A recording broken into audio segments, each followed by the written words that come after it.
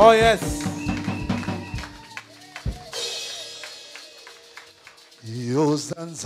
Yozanzabe kolunanga Yesu mwinda pebomo Ozana Yozanzambe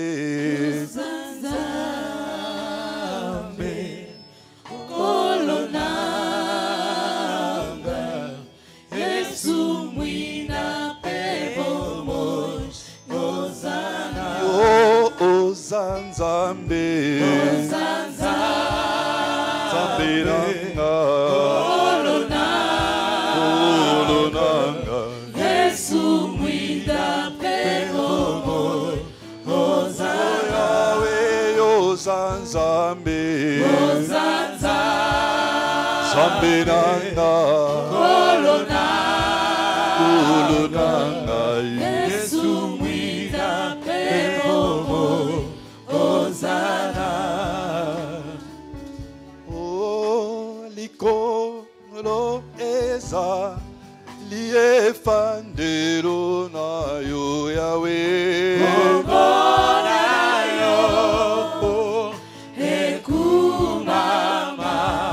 Oh, likolo eza liefandelo na yo Shilo.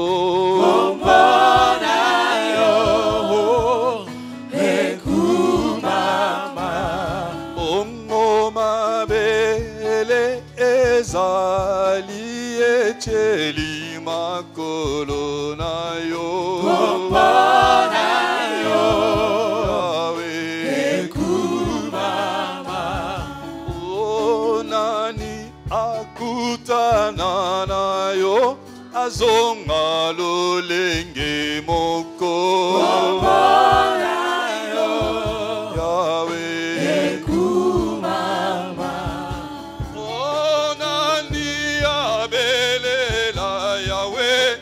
Azanga ea no papa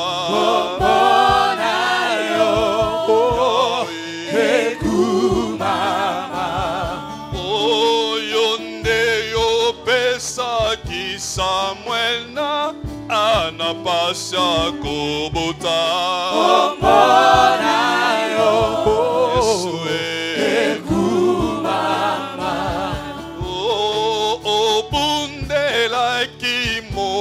Sena liboso ya falo Yahweh Zambe nanga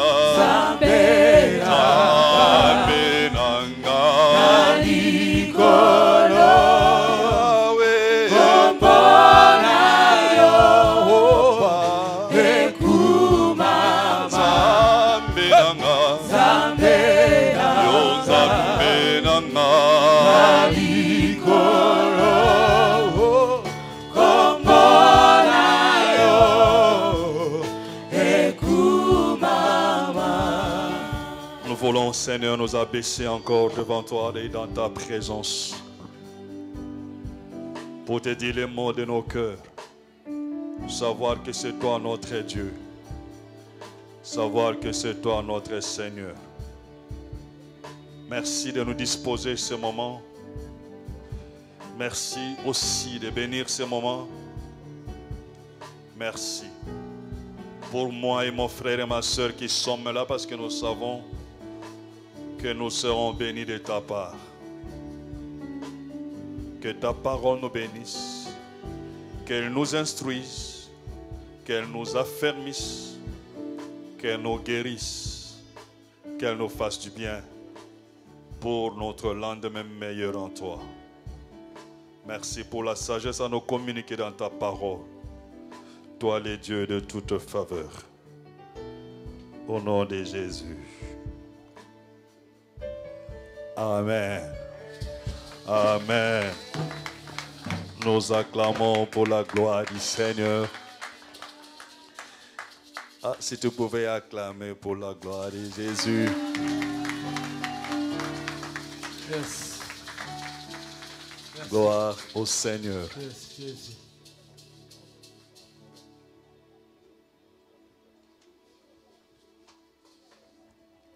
Nous vous saluons dans le nom de Jésus. Et c'est pour nous, une fois de plus, un bonheur d'être là pour partager avec vous ce qui est bien dans le Seigneur et ce que le Seigneur veut que nous puissions apprendre avec lui. Nous avons passé plusieurs week-ends ensemble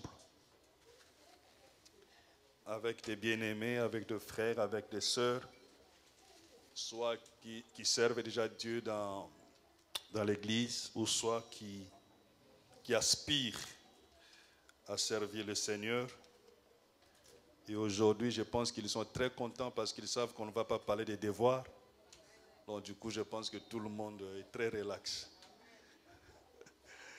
N'empêche que nous avons voulu, pendant que nous étions en train de discuter avec ces petits groupes, partager avec nous un des éléments ou un des paragraphes que nous avons eu à voir avec eux et qui sont indispensables pour nous, Église. Parce que l'Église, ce n'est pas les serviteurs, ce n'est pas les servantes. L'Église, c'est toi. L'Église, c'est moi, pour le faire épanouir dans la présence de notre Dieu. Amen. Nous allons lire dans Jérémie chapitre 48, verset 10. Jérémie chapitre 48, verset 10. Et nous préparons Luc chapitre 9, verset 62.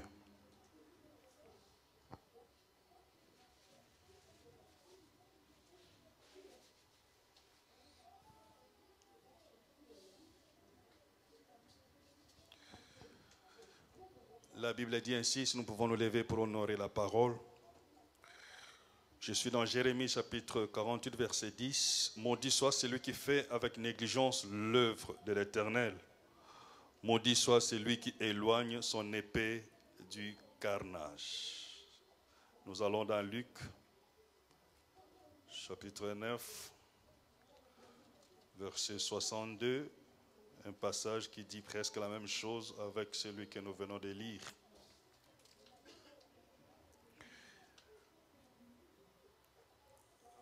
La Bible dit, Jésus lui répondit, quiconque met la main à la charrue et regarde en arrière n'est pas propre au royaume des dieux. La parole du Seigneur. Si vous voulez, nous pouvons nous asseoir, nous acclamons pour cette belle parole. Si vous voulez donner un intitulé pour toi qui écris, pour vous qui écrivez, le verset 10 de Jérémie 48 serait un bon sujet pour intituler le message. La Bible dit, maudit soit celui qui fait avec négligence l'œuvre de l'Éternel. Ici, Dieu ne s'adresse pas à des gens du dehors. Dieu ne s'adresse pas à des païens. Dieu ne s'adresse pas aux nations. Dieu s'adresse à son peuple et Dieu s'adresse à son Église que nous sommes. Je pense que si nous pouvons essayer de contextualiser les passages, nous dirons que Dieu a pris le temps d'observer son Église, d'observer les hommes et les femmes, d'observer sa nation, et il s'est rendu compte que nous étions tous en train de faire autre chose que ce que lui nous recommande ou nous a recommandé de faire. Et quand nous ne faisons pas les choses telles que Dieu le veut, quand nous faisons les choses autrement, cela ne peut qu'irriter Dieu. Cela ne peut qu'offenser Dieu. Bon, en fait, ici, il dit, maudit soit celui qui fait avec négligence l'œuvre de l'Éternel. Mais en même temps, je me rends compte que tout domaine de la vie chrétienne qui n'est pas fait selon la volonté de Dieu attire des problèmes. Si nous allons dans Deutéronome, nous voyons toutes sortes de malédictions, toutes sortes de calamités, toutes sortes de problèmes, toutes sortes de châtiments que Dieu réserve pour celui qui n'obéit pas à sa parole. Ça nous donne déjà les tableaux de toutes les conséquences qu'un enfant de Dieu peut endurer lorsqu'il ne fait pas les choses correctement selon la pensée de Dieu. Dieu, le Seigneur, sur la croix, a fait de nous un royaume et des sacrificateurs. Dans d'autres versions, on dit un royaume des sacrificateurs. C'est-à-dire, tous les citoyens qui sont dans ces royaumes, les peuples de Dieu qui sont dans le royaume que le Seigneur s'est constitué, et tout citoyen est supposé être un sacrificateur. Je vais nous dire que ce n'est pas une punition. Je vais nous dire que ce n'est pas une charge. Je vais nous dire que c'est un privilège. Lorsque le Dieu puissant, grand, tellement à l'infini ce qu'il est, il s'est dit, toi, une simple créature, tu deviens un sacrificateur. Il fait de toi un sacrificateur. Il fait de toi un serviteur. Cette race, je veux dire, ce groupe, cette caractéristique, cette fonction qui était réservée à Aaron et à ses enfants. Et quand nous lisons dans l'Ancien Testament, Dieu a tellement mis cette fonction de sacrificateur dans une position tellement importante. Il y a des chapitres de l'explication de la sacrificature dans Lévitique, et en parcourant tout l'Ancien Testament, vous verrez, vous remarquez que Dieu a mis la sacrificature dans une position très, très, très importante. Très importante pour lui, Dieu, parce que c'est le canal pour se connecter avec lui, mais aussi très importante pour nous, Église, parce que la sacrificature était la fonction vers laquelle nous allions pour chercher faveur auprès de Dieu. Et tant pour les sacrificateurs que pour nous, Dieu avait prévu 1 million de rites, de principes, d'habitudes à avoir. Donc, faire de nous, sans démarche, nous qui ne sommes pas de la lignée d'Aaron, faire de nous une race de sacrificateurs, ça chamboule un peu tout. Comme pour dire, Dieu ne veut plus d'une caste. Dieu ne s'entend plus à un groupe, mais Dieu veut que tout son peuple soit des sacrificateurs. Des hommes et des femmes qui sont debout pour lui rendre ce que lui nous accorde. Alléluia. Ce que nous sommes, nous ne l'avons pas demandé. Si je suis intelligent, je ne l'ai pas demandé. Si je suis fort, je ne l'ai pas demandé. Si je sais lire, je ne l'ai pas demandé. Si je sais interpréter, je ne l'ai pas demandé. Si je sais intercéder, je ne l'ai pas demandé. Si je sais modérer, c'est une grâce, une faveur qui est venue gratuitement. Toutes ces choses, nous ne les avons pas demandées. Peut-être c'est en étant dans la chose, ou la conscience venant pour la chose, qu'on demande la faveur de Dieu pour savoir bien faire la chose. Mais en réalité, les capacités que nous avons, les talents que nous avons, nous sont venus gratuitement de la part de l'Éternel. C'est pourquoi je dis, l'enfant de Dieu qui se retrouve sacrificateur doit s'estimer heureux parce que c'est un privilège. Et le sacrificateur, dans l'Ancienne Alliance, c'était les hommes que Dieu entendait avec facilité. C'est-à-dire, son oreille était dans la bouche du sacrificateur pour savoir qu'est-ce que le sacrificateur lui dirait par rapport aux besoins de son peuple. Donc tu es une femme, tu es un homme que Dieu a mis dans une position de privilège, une position particulière. Et je vais dire, une position de connexion avec lui, l'Éternel des armées. Mais il a regardé, il a observé et il s'est rendu compte que le peuple, son peuple à lui, ne comprend pas la position dans laquelle il a mis. Un peu comme Israël, à un moment donné, ne réalisait pas sa position au milieu des nations. À un moment donné, Israël se comportait comme tous les autres peuples. Et pourtant, ce n'était pas ça la pensée de Dieu. Dieu a dit, je veux me faire un peuple qui sera comme un exemple pour les nations. Un peuple au milieu duquel je ferai habiter mon nom. Un peuple au milieu duquel ma présence sera continuelle. Pour faire savoir aux nations que je suis l'Éternel Dieu. Mais en dépit de ce qui s'est passé en Égypte, parce que ce qui s'est passé en Égypte, ils les ont vus de leurs yeux, tous les prodiges que le Seigneur a opérés. Devant la mer Rouge, ils ont vécu la disparition de l'armée d'Égypte. Dans le désert, ils ont vécu la visitation du bras de l'Éternel, sa toute puissance, de diverses façons. Mais ce même peuple n'était pas là pour être infidèle à l'Éternel. Au point que Dieu regrette d'avoir créé pour lui ce peuple. Au point de demander à Moïse, ce peuple est tellement compliqué que je veux l'anéantir et à travers toi me créer une autre race. Et Moïse avait refusé. Du coup, quand nous disons maudit soit celui qui fait avec négligence l'œuvre de l'Éternel, je suis convaincu à 100% que personne d'entre nous ne peut se dire que ces versets le concernent. Parce que chacun l'analysera par rapport au comment lui il conçoit les choses de Dieu. Par rapport à ce que lui, il pense être dans l'œuvre de Dieu. Et il ne dira ou il ne se dira pas que ces versets-là le concernent. Et pourtant, je suis dans l'obligation de te dire que ces versets te concernent. D'une manière ou d'une autre. Ici, je ne parle pas du pasteur. Ici, je ne parle pas de diacre, de diaconesses, des anciens. Ici, je ne parle pas de la chorale des chantres, je ne parle pas de modérateurs, je ne parle pas des intercesseurs, je ne parle pas de protocole. Ici, je parle du royaume des sacrificateurs. C'est que toi, tu es. C'est que nous ne voulons jamais comprendre. C'est que nous ne voulons jamais admettre. Nous entendons dire, l'œuvre appartient à ceux-là.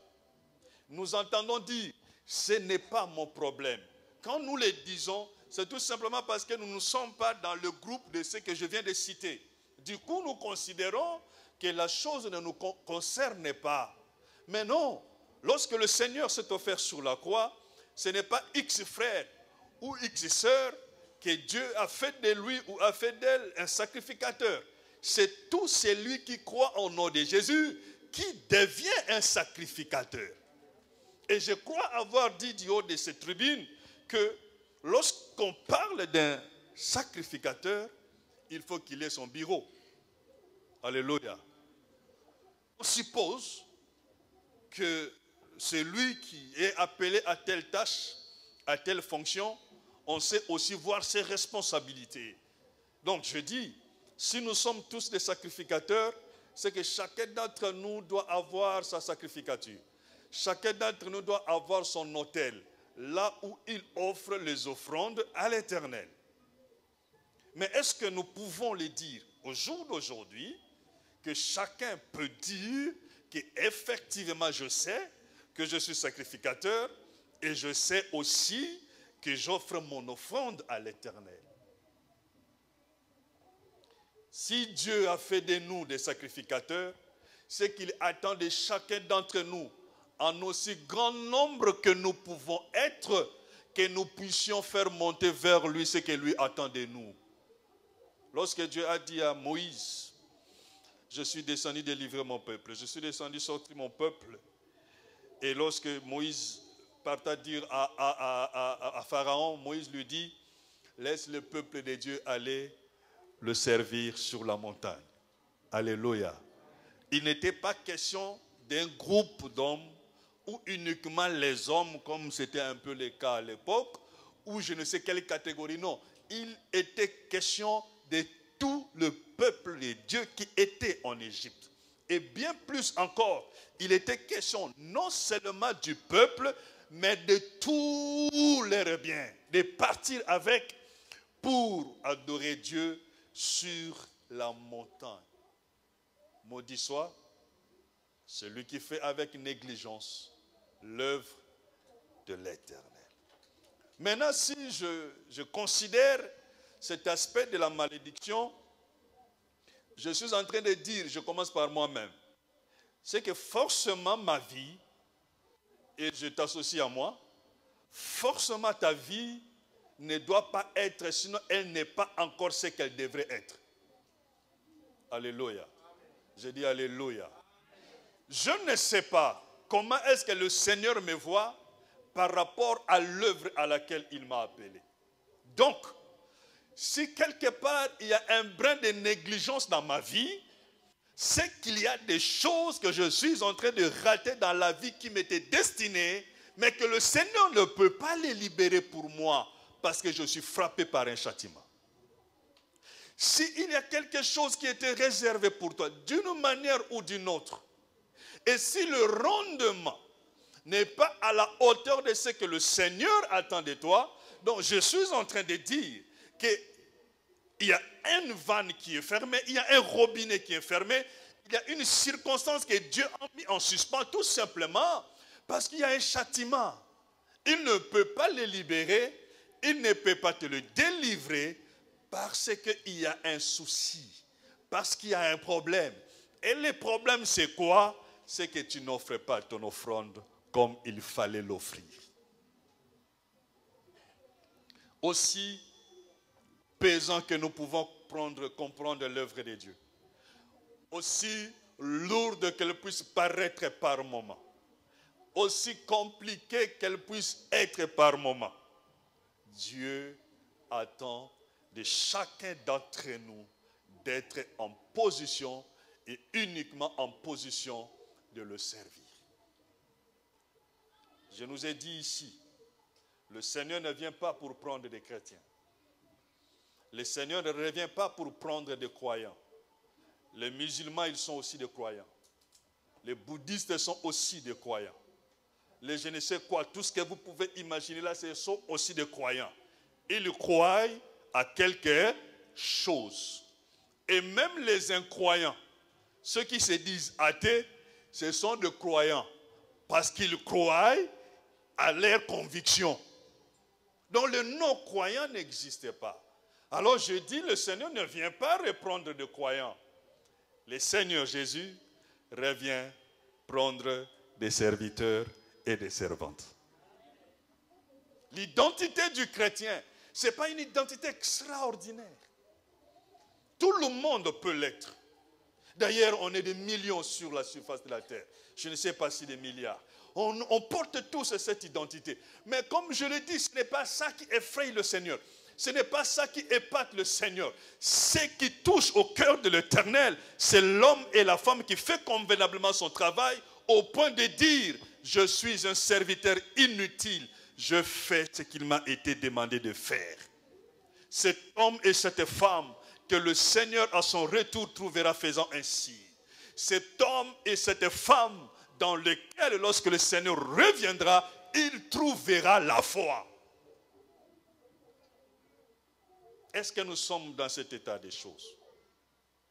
Lorsque l'Église est en train de saigner, lorsque l'Église est en train de souffrir, est-ce que nous sommes dans cet état d'esprit d'être en position de mettre la main là où nous pouvons la mettre, afin que l'Église ne chavire pas, afin que l'œuvre de Dieu ne bascule pas, afin que l'œuvre de Dieu aille de l'avant? Est-ce que nous sommes tous dans cette position-là? Ou bien nous avons laissé ces responsabilités à une personne ou à un groupe de gens se disant c'est leur travail, c'est leur responsabilité, c'est à eux de le faire.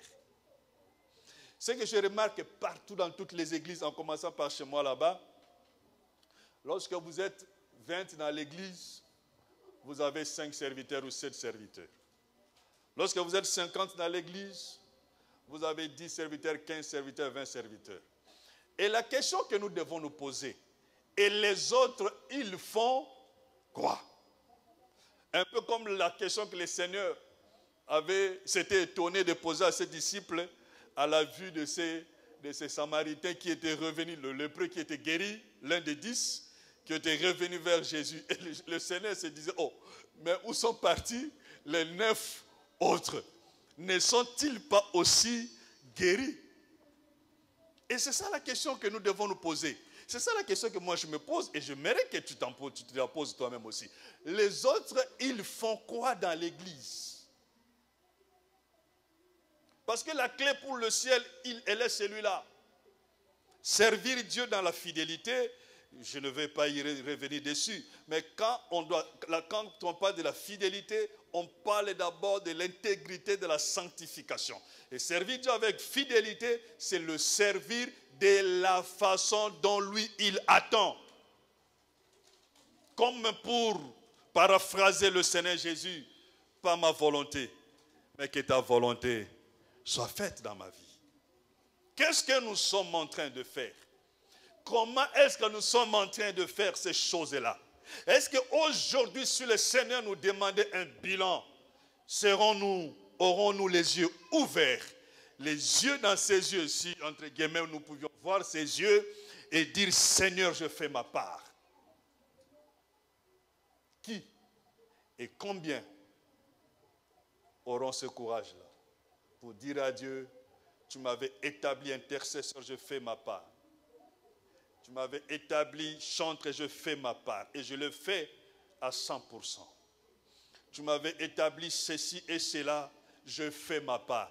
Combien peuvent présenter un tel bulletin, un tel rapport à notre Dieu? Du coup, puisque ces choses nous échappent, d'une manière ou d'une autre, nous ne comprenons pas que nous sommes en problème, en porte-à-faux avec Dieu. Et puisque nous sommes en désaccord avec lui, c'est cette parole qui s'applique. Il ne dit pas, tu seras maudit. Il ne dit pas, le problème va venir. Il est dit à l'impératif qu'il soit maudit, c'est lui qui fait avec négligence l'œuvre de l'Éternel. Et quand nous lisons cette phrase ainsi, elle nous choque un peu. Elle nous choque un peu parce que comment nous pouvons réaliser que c'est Dieu qui est immensement bon peut arriver à être l'auteur d'une malédiction. Ce qui veut dire que des fois quand nous chassons les démons ne partent pas parce que nous-mêmes nous avons en nous la malédiction. La malédiction pas à cause des origines. La malédiction pas à cause des hommes ou des femmes. La malédiction non pas à cause de je ne sais quoi, de l'oncle ou des sorciers, mais la malédiction que nous-mêmes nous avons donné à Dieu l'opportunité de nous maudire. Et quand nous sommes en train de lutter avec la vie, et quand nous sommes en train de combattre dans la vie, et quand nous sommes en train de rechercher dans la vie, nous sommes en train de transpirer et nous sommes en train de peiner parce que nous ne sommes pas en accord avec Dieu. Et excusez-moi, j'ai envie de dire, Dieu nous tourne le dos. Il n'y a pas de plus misérable que celui à qui Dieu a tourné le dos. Il n'y a pas de plus malheureux que celui à qui Dieu a tourné le dos. Il n'y a pas de plus pauvre que celui à qui Dieu a tourné le dos. Et nous dégageons beaucoup d'efforts, nous fournissons beaucoup d'efforts, mais en réalité, Dieu n'est pas avec nous. Si l'église de Jésus, chaque homme, chaque femme, était au courant de ces choses, et nous en sommes au courant, mais nous ne prenons pas la chose à sa juste valeur, ni à sa hauteur. Si l'église de Jésus pouvait être remplie des hommes et des femmes debout, servant Dieu chacun dans sa position, l'église ne serait pas ce qu'elle est. Jamais l'église ne serait ce qu'elle est aujourd'hui. Mais tout simplement parce que nous sommes nombreux à ne pas nous assumer. Et puisque nous ne nous assumons pas, nous sommes bloqués quelque part. Et le monde, quand il regarde à l'église, il regarde des hommes et des femmes pauvres. Le monde voit des hommes et des femmes malades. Le monde voit des hommes et des femmes qui ont des problèmes et des sérieux problèmes. Et le monde se dit, mais quel est l'intérêt pour moi de me convertir pour souffrir comme cela? Le monde se sent à l'aise dans sa position. Le monde se sent à l'aise dans l'état dans lequel il est Pourquoi? Parce que sans le savoir, nous-mêmes nous avons bloqué, fermé la porte au monde de se convertir. Le nom de Jésus à gauche, le nom de Jésus à droite, le nom de Jésus le matin, le nom de Jésus le soir. Mais ce qu'il attend de nous, quand nous ne le faisons pas, la proclamation de son nom ne sert absolument à rien. Alléluia. Alléluia. C'est une notion selon laquelle je suis juste un membre de l'Église. Je suis juste quelqu'un dans l'Église. Cette théorie-là n'est pas biblique. Cette théorie-là ne vient pas de Dieu. Elle n'est pas inspirée par le Saint-Esprit. C'est pourquoi il dit, celui qui met la main à la charrue et regarde en arrière n'est pas digne de mon royaume. Bon, si toi et moi ne sommes pas dignes du royaume, à quoi bon notre présence dans son église? Parce que son église est constituée des hommes et des femmes qui aspirent à l'éternité avec lui. Alléluia. Alléluia. Si nous pensons que Dieu enverra des anges pour faire ce qu'ils doivent faire, si nous pensons qu'il dégagera, qu'il déploiera son bras pour faire lui-même ce qu'il doit faire, à quoi bon notre présence dans son église? Une église dans laquelle il a fait des hommes et des femmes des sacrificateurs. L'œuvre de Dieu récompense. L'œuvre de Dieu bénit. Mais en même temps, l'œuvre de Dieu est cause de problèmes lorsqu'on ne la fait pas. Je disais tantôt, ce raisonnement, cette mentalité de dire, je fais une traduction littérale, je suis un croyant simple. On dit en lingala mondimi simple, n'est-ce pas? Je ne sais pas ceux qui sont composés, ils sont comment, mais on dit naza mondimi simple. Bon, partons quand même sur base de cette assertion-là, je suis un mondimi simple, je suis un croyant simple. Et cette responsabilité, ce que tu dois faire, tu la feras quand? Le jour où tu seras composé. Donc, quelque part, nous devons estimer nos bien-aimés qui travaillent dans l'église comme des heureux, parce qu'eux, au moins, ils sont composés. Et si nous devons partir sur la base de cette théorie-là, je veux te dire plutôt que dans l'église de Jésus, Dieu veut voir des hommes et des femmes composés. La logique de mondimi simple ne tient pas devant Dieu. Et dans la Bible, on ne la retrouve pas. Ces raisonnements-là, cette mentalité-là, cette théorie-là, du début à la fin de la Bible, on ne le retrouve pas, sinon qu'on retrouve 1 million de fois là où Dieu attend des hommes et des femmes s'élever pour lui. Les fois où le Seigneur s'est dérangé lui-même pour accomplir, pour exécuter dans le désert. Lorsqu'il a nourri son peuple, il les a abreuvés. Il n'y avait pas de feu, il n'y avait pas de marmite. C'est lui-même qui a préparé le pain dans le ciel et il l'a déversé. Pour ce qui est de l'eau, il s'est arrangé avec Moïse pour que l'eau sorte du rocher. Et après, la Bible dit, il a regardé qui pouvait lui venir en aide. Et sur la terre, il n'y avait personne pour lui venir en aide. Et la Bible dit, et le bras de l'Éternel lui est venu en aide. Le bras de l'Éternel, c'est lui-même. Le bras de l'Éternel, c'est Jésus-Christ de Nazareth. Depuis ce jour-là, il ne fait plus rien, sinon qu'il nous attend de faire. Jésus a accompli en Dieu toutes choses pour que nous soyons affranchis afin de faire vraiment à l'aise tout ce que Dieu nous demande. Donner son cœur à Dieu ne suffit pas. On ne donne pas seulement le cœur à Dieu, on se donne soi-même à Dieu pour être un instrument. Je ne peux pas être dans l'église et ne pas comprendre que l'œuvre de mon Père me concerne. Je ne peux pas être dans l'église et réaliser que cette œuvre-là elle est mon œuvre. Ce travail-là, il est mon travail. Il est pour moi. C'est à moi de le faire. Et toutes les fois que je laisse l'opportunité au frère André, à la sœur Françoise, de le faire, pendant que je pouvais le faire, ou que je croise les bras et je le regarde faire, ce que je ne sais pas, c'est que je suis en train de rater des opportunités pour ma destinée. Ce que tu pouvais recevoir, par l'effort que tu allais déployer, par l'exercice que tu allais déployer, Dieu va le donner à ces frères-là, Dieu va le donner à cette sœur-là, et toi tu vas continuer à attendre. Quelqu'un va me dire, mais le pasteur est en train de dire ces choses, mais moi j'ai les papiers. Quelqu'un me dira, mais moi j'ai la nationalité, le pasteur est en train de parler de ces choses, mais moi ça me va, j'ai du boulot. J'ai mon bel appartement, je suis marié, j'ai des enfants.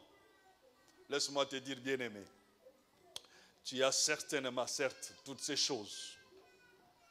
Mais laisse-moi te dire, Dieu fait lever son soleil sur le bon et sur le méchant.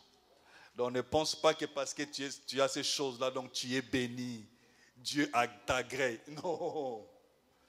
Les païens, ils ont aussi de belles voitures, ils ont aussi de belles appartements, ils sont aussi mariés, ils ont des enfants, ils ont du travail.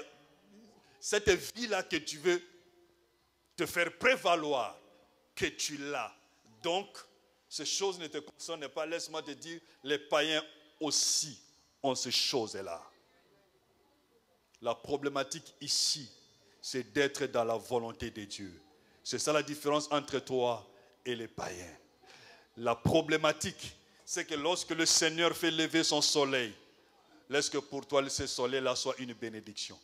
Pour les païens, c'est une opportunité. C'est juste une occasion de plus, une journée de plus. Mais pour toi et moi, ce soleil qui se lève doit être un soleil de bénédiction. Oui, tu as ces choses. Mais je vais te dire, si les bras étaient donnés à l'Éternel, si les pieds étaient vraiment donnés à l'Éternel, si l'intelligence était donnée à l'Éternel, si l'énergie de soi était donnée à l'Éternel, si l'expérience accumulée au fil des ans était donnée à l'Éternel, je peux t'assurer, les choses dans ta vie seraient totalement différentes. Totalement différentes. Nous sommes sauvés pour servir.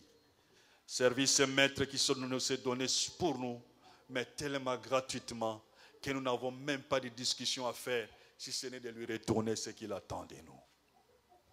Et j'ai envie de dire à quelqu'un, apprends à connaître Dieu.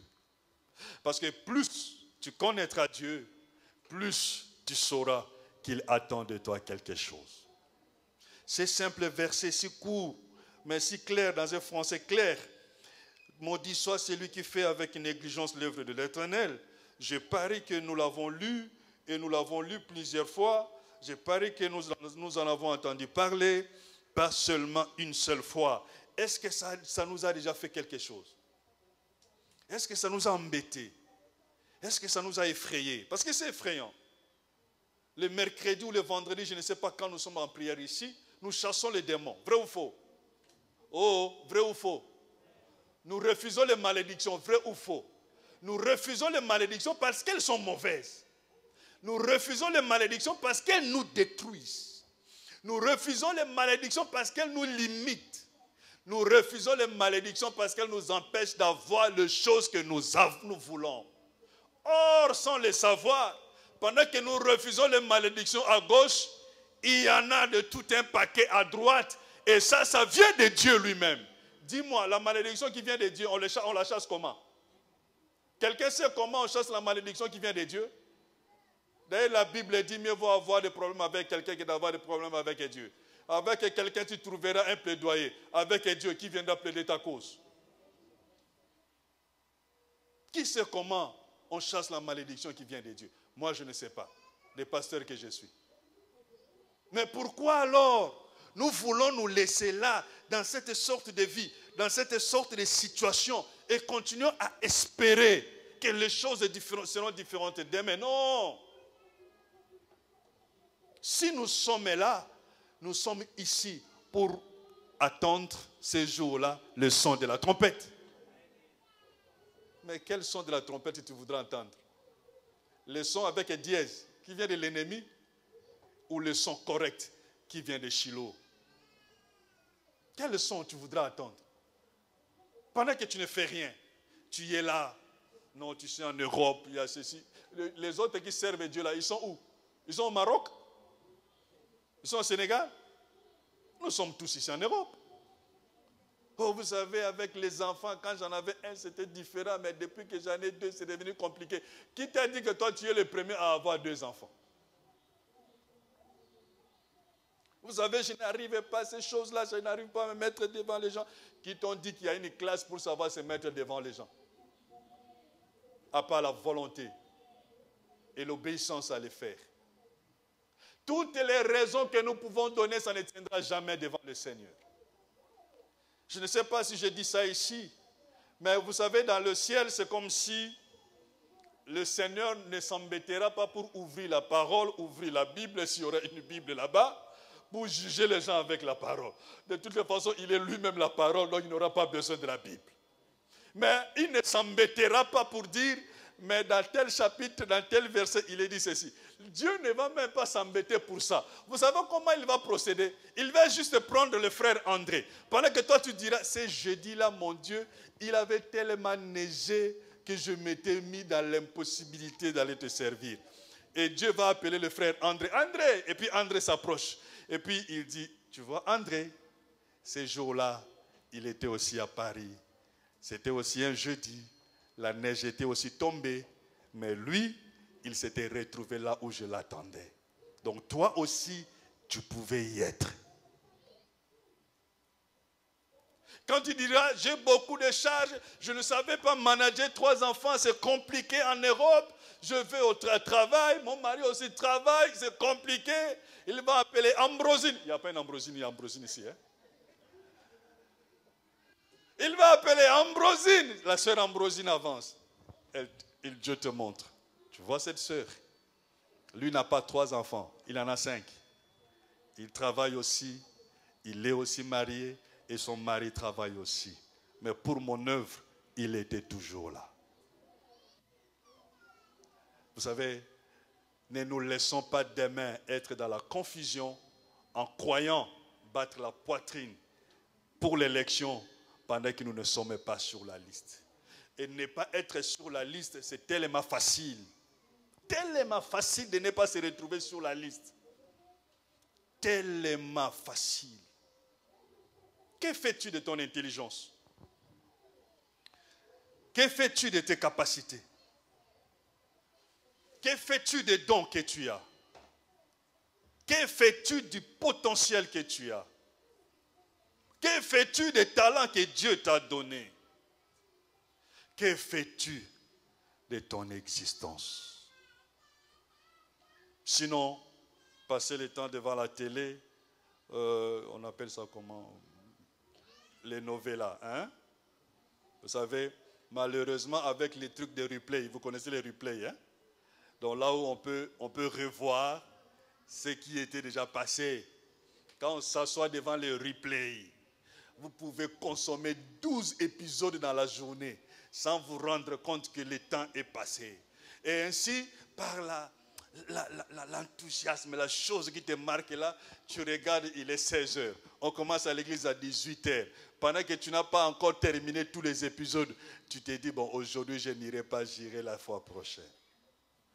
Le pasteur ne t'a pas vu. Nul dans l'église t'a vu. Mais Dieu t'a vu.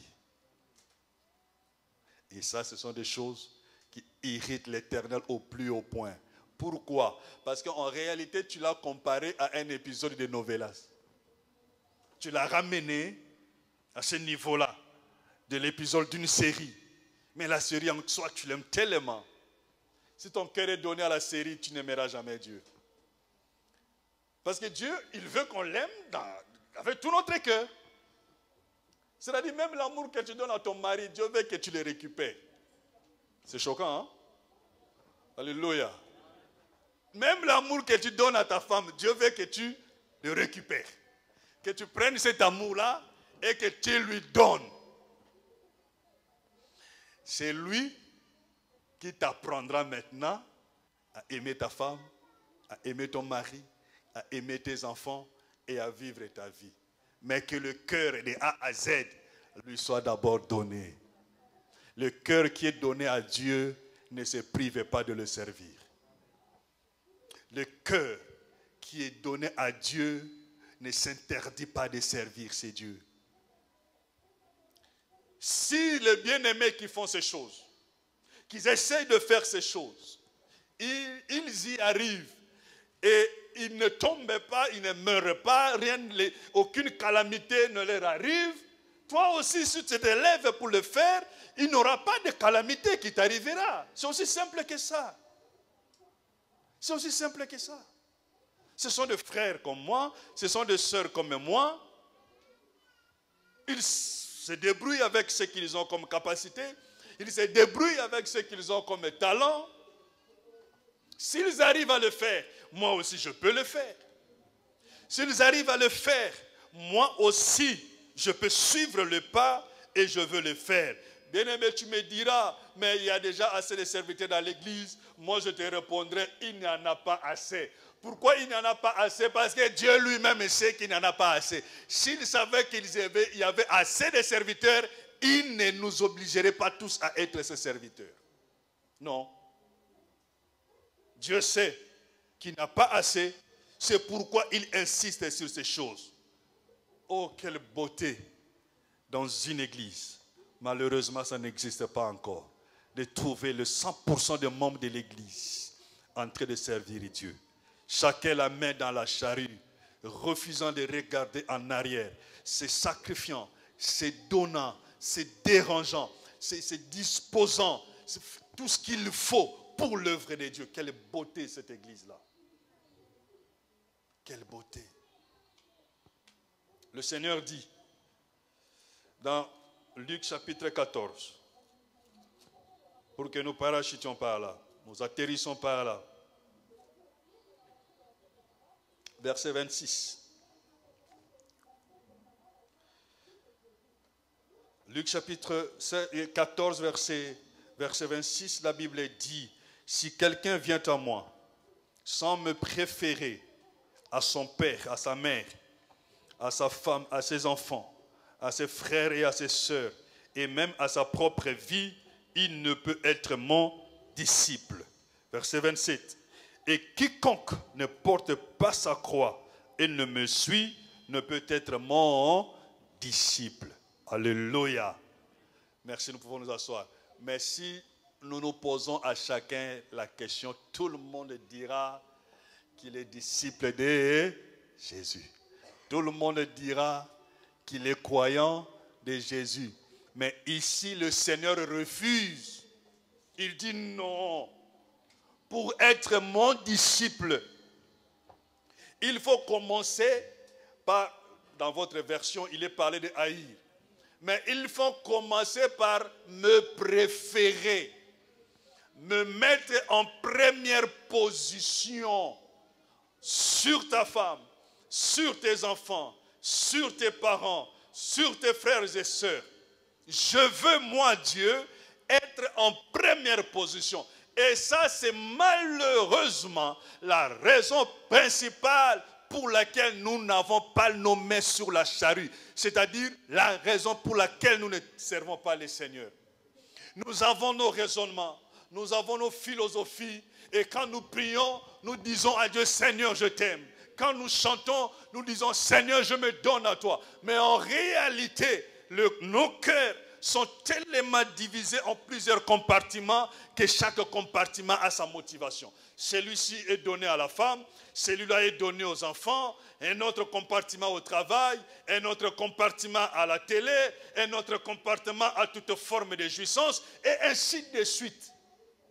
Lorsqu'il faut donner une part à Dieu, c'est toute une petite partie. Quand nous pensons en avoir le temps, quand nous pensons en avoir l'occasion, c'est alors que nous pouvons activer le compartiment donné à Dieu.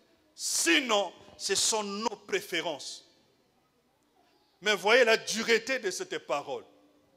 Si quelqu'un ne hait pas sa femme, son mari, ses enfants, ses parents, et au point de se haïr soi-même, il ne peut être mon disciple.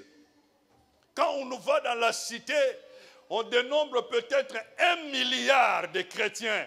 Mais peut-être en réalité, le Dieu que nous servons est en train de compter approximativement 1 million sur le 1 milliard qui se présenterait en chrétien. Tout simplement parce que nous croyons, nous nous abusons nous-mêmes. Nous croyons que nous sommes, mais en réalité, nous ne sommes pas. En réalité, nous ne sommes pas. Nous ne sommes pas à cause de la femme. Nous ne sommes pas à cause de l'enfant, des enfants. Nous ne sommes pas à cause de Marie. Nous ne sommes pas à cause de notre orgueil, à cause de notre égoïsme. Nous ne sommes pas à cause de tout ce que nous pouvons dégager. Église de Jésus, ce n'est pas demain qu'il faut lever pour servir Dieu. Église de Jésus, ce n'est pas demain qu'il faut se lever pour servir celui qui t'a sauvé. Qu'est-ce que toi tu as à donner à l'Éternel? Je te bénisse. Qu'est-ce que tu as toi à donner à l'Éternel? Lui des dieux qu'il était, il n'a pas regardé sa nature. Il a porté la nature de l'homme pour te ressembler, pour vivre la vie que toi tu mènes, sentir les douleurs de la chair, comprendre les préoccupations de la chair, pour mourir pour toi sur la croix. Qu'est-ce que toi tu donneras à Jésus pour égaler ce que lui il a fait pour toi? Tu peux réunir toutes les richesses de ce monde. Tu peux réunir tout l'argent de ce monde. Ça n'égalera jamais. Jamais de jamais ce que Jésus a fait pour toi. Et le comble dans ces choses, c'est que lorsque Jésus était en train de souffrir sur le chemin de Golgotha, aller mourir pour toi, aller mourir pour moi, toi et moi, nous étions dans le péché. Quelqu'un était peut-être dans une chambre d'hôtel. Quelqu'un était peut-être en train d'injurier. Peut-être que quelqu'un était en train d'insulter. Peut-être que quelqu'un était en train de voler. Peut-être que quelqu'un était en train d'escroquer. Peut-être que quelqu'un était en train de consommer son orgueil. Peut-être que quelqu'un était en train de s'embêter dans sa vie. Mais malgré que nous étions dans ces choses, Romain dit, lui, il mourrait pour nous sur la croix. Qu'est-ce que tu peux donner à Jésus pour égaler ce qu'il a fait pour toi? Si ce grand Jésus te demande juste de te mettre au service pour lui, pourquoi tu dirais non? Est-ce que c'est si compliqué? Pour le faire fidèlement, pour le faire correctement, est-ce que c'est si compliqué? Pourquoi il t'appellera sacrificateur pendant que tu ne fais rien? Mais lui n'a pas un autre nom, parce qu'il sait qu'il est mort pour faire des hommes et des femmes un royaume de sacrificateurs. Ce n'est pas demain qu'il faut se lever pour servir Dieu. C'est aujourd'hui. Parce que le temps ne nous appartient pas. La parole du Seigneur. Amen.